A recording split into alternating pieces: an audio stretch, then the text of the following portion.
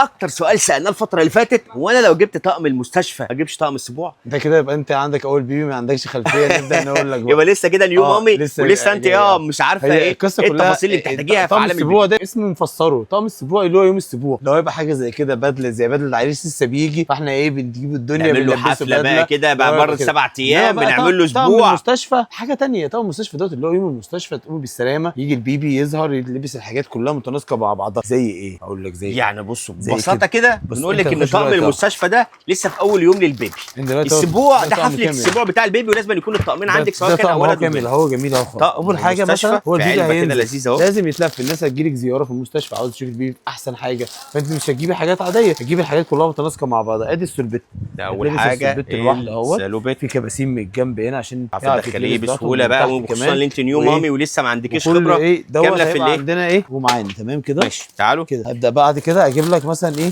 ادي مثلا لكلوك عشان يقفل كده رجله. هنلزم نحط ايه اللكلوك بتاعه. يبدا بعد كده هيقعد كده نلبس البافيتا ولسه ما بياكلش بس ماشي. يلا يا اسلام نلبسه البافيتا. هي البافيتا مش للاكل بس، البافيتا برضه يبقى هو للرضاعه بينزل حاجه لازم مفيده برضه طبعا شويه بقى. ايه جوانتي جميل عسل كده. حاجه كده من الحاجات الرايقه اللذيذه اهو. ماشي وبعد كده ايس كاب زي ما انت شايف كده، طقم لايق على بعضه كده متناسق مع بعض. يوم المستشفى كده لما البيبي يجي يبقى شيك كده. الناس اللي تيجي زياره تيجي تشوف حاجه تلاقيك ايه كلها. اهم حاجه بقى نكمل ده كله بالكوفرتايه اللذيذه زي ما انت شايف. طبعا ده بناتي في صبياني كل اشكال يعني درجه اللون بتختلف سواء كان هو البيبي بوي او طبعا ده كده طقم المستشفى. ليه اتقال عليه طقم المستشفى؟ انت تاخديه معاك المستشفى، البيبي يتولد فيه يخرج متناسق مع بعضه، وفي نفس الوقت مستفيده بالكوفرته الواحده، مستفيده بالسوربيت مع بعضه، مستفيد بكل الحاجات دي. يعني منه طقم لبس ومنها كمان اول يوم هيشرف فيه البيبي هيكون معاك. خلاص هو جيب السلامه معانا بقى وعاوزين نعمل له حفلته، نبدا نجيب بقى حاجات زي كده. طقم ايه؟ طقم السبوع. شفت بقى الفرق ما بين طقم السبوع وطقم المستشفى؟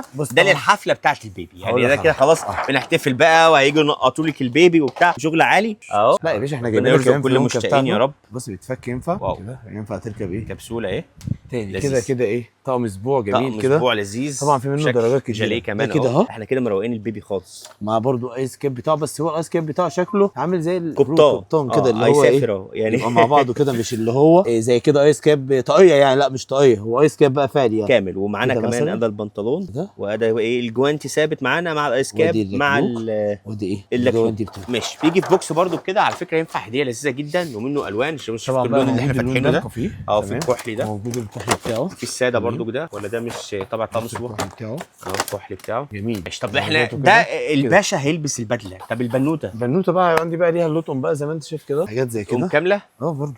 بصوا سوربيت برضه بجوانتي بايس كاب، طقم على بعضه كامل متكامل يعني فاهمني. في حاجه زي كده كمان، حاجه زي كده مثلا بص عليه جوانتي لكلوك سوربيت بنطلون نفس الطقم، بس الفرق الشكل. طبعا الابيض ده مميز للبيبي، لسه نازل حاجه بيضه كده جميله. هو في حاجه برضه نقطه مهمه جدا لطقم المستشفى. في طقم المستشفى 3 قطع وفي 6 قطع و7 قطع صح، وفي حاجه في بوكس، في حاجه في شماعه. يعني على فكره مش هو ده بس اللي موجود، احنا هنا في جزء من بنكلمكم النوع الاخطر يعني. احنا بنكلمكم دلوقتي من الفرع الرئيسي في المنصوره شارع بورسعيد. ده جزء بس بسيط حابين نعرض لكم فيه او نجاوبكم على السؤال اللي انتوا بتسالوا عليه. ولو بتنزلوا المحله الكبرى شارع المعهد الديني امتداد اسم مسجد الكنيسي في اتجاه السريع، تقدروا كمان تطلبوا اونلاين. ماشي. قلت لي كمان ان في فساتين برضك موجوده وبتتكرر على طول الوقت. لو انتوا خدتوا للبيبي البدله تاخدوا الفستان اللذيذ ده للبنوته للسبوع. في اشكال بقى كتير وفساتين بقى ابيض كمان بقى معاها ايه بقى معاها البرلينه كده ومعاها السورتيه بتاعها كمان حته كده بصوا يعني بنوتات بنات لازم يبقى حاجات مدلعين طبعا. يبقى انتوا كده موجود عندنا.